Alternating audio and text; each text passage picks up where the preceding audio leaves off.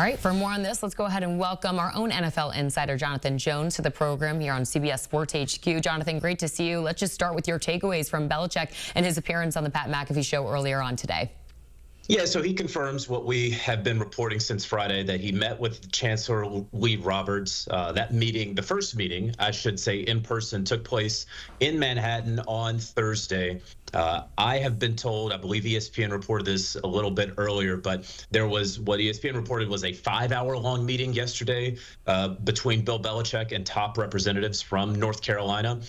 Don't know the exact timing on that, but it was a lengthy meeting between Belichick and UNC on Sunday. I believe that took place in the state of Massachusetts. And so that's where we are right now. There's really, from what I can tell, there's no other legitimate candidate that Carolina is really targeting as it stands right now. I know that this is remarkable to consider, that Bill Belichick, 15 wins away from Don Shula's all-time wins record, considering North Carolina, which I can say this as an alum of North Carolina, not really a powerhouse when it comes to football, right? But Belichick also on the Pat McAfee show, while he did not divulge much about his intentions, he did make a very strong elevator pitch that certainly was meant and was intentional for not only the Chancellor of North Carolina, not only the athletic director, Bubba Cunningham, but also the board of trustees, and as well as all donors and fans, where he said, obviously, clearly, I know how to run an NFL program. And so as he sort of laid out similarities and differences between the college football landscape today and pro football, he says that he's going to get these guys ready for the NFL and for life after football as well. And so when you look at Bill Belichick's resume, of course, what he has been able to do over the decades in pro football with the 8 Super Bowl rings, 6, of course, as head coach, 2 as a defensive coordinator with the Giants, you know that he knows. And so it is a hell of a pitch. No question about it. It's one that surely he has been making. And I'll reiterate this. He has been very serious about this. I know when we first heard about it, a lot of people, myself included, thought that this could be a leverage play.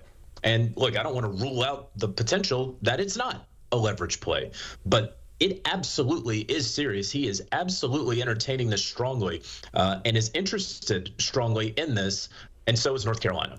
You alluded to a few things there, Jonathan, on things that you're actually hearing. Seems like this is becoming, as you mentioned, a legitimate thing that could come to fruition here. But where do you stand? Where do you lean on Bill Belichick potentially becoming the next head coach at the University of North Carolina? Yeah, look, I think if it does happen, there will still be part of me that would be surprised. Again, you're talking to someone who, this is what, I think my 13th season covering the NFL. You know, I went there. I've watched Carolina football my entire life. And so as much as I want to sit here and tell you, oh, I'm just a reporter and I can remove any bias from it, that's just simply not the case. And so there is going to be an element of surprise for me. There is still, as I speak, there's part of me that says that's not really going to happen. Yeah. Right. And so I'm just going to be straight up with you. However, what I hear from sources, what I have heard from sources really since Thursday night has been, no, Bill is serious about this. Now, I say all of that, and we still need to have a healthy dose of here's why it wouldn't happen. Salary is going to be key here. I noted on the NFL Today yesterday that what's the best Carolina could offer Bill Belichick realistically? $10, $11 million per year. He was in the mid-20s with the New England Patriots. If he wants to wait for an NFL job to open up, he will be again in the 20s, in the mid-20s, right? If he ultimately lands a job, that's what the payment is going to be required. Carolina's going to get half of that to make it respectable, and they will do everything that they can to get it up to that number. But I don't know that they cannot get to 20, right? And so then you have to deal with recruiting, which Belichick sort of laid out. You know, recruiting today in college football is not the same as it was 5-10 years ago. We understand this when it comes to NIL, when it comes to certain revenue sharing. I know he sort of said as a shorthand that there's a salary cap in college football. There's not, but it is not endless amounts of money. So at some point there is some sort of cap. And Bill Belichick has known for many, many years and many decades how to distribute that money to pro players and how you determine what position matters more, what player matters more.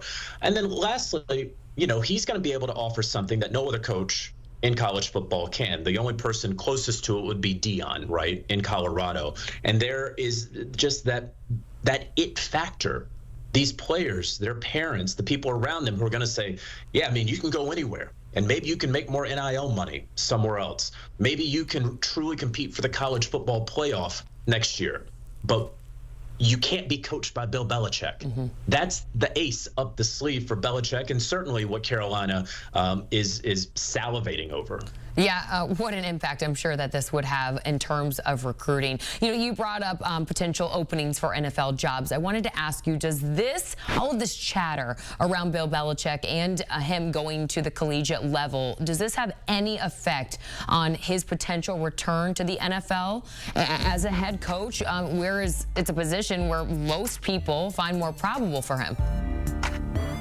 I would say that if he winds up not taking, obviously, if he takes the Carolina job, right, Jordan, then he's not going to be taking an NFL job. And in taking the Carolina job, it severely impacts his odds of taking an NFL job, right? If he does not take this job for whatever reason or reasons, I believe that what this has shown is an eagerness from Belichick to get back to coaching, that he is signaling, and this is what sources have told me, that he is signaling to all the team owners, look, I have the juice, I have the energy.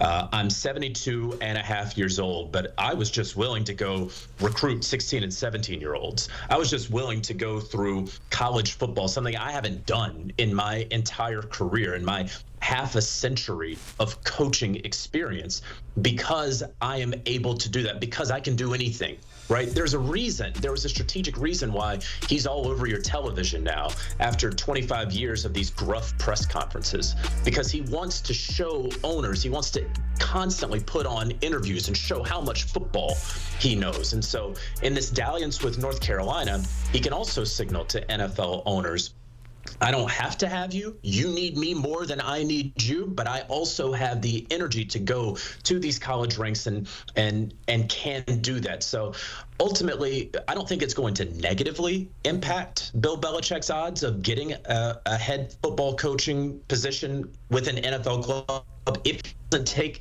this Carolina job. But again, I want to reiterate, this with Belichick and Carolina is more real than anyone thought, let's call it 5 days ago. All right, Jonathan Jones joining us here on CBS Sports HQ. We will look to see how this all shakes out as Bill Belichick and the interest in the North Carolina head coaching position continues. A reminder, you can get all the NFL news, highlights, scores. It's all here, right here on CBS Sports HQ, and it's all free.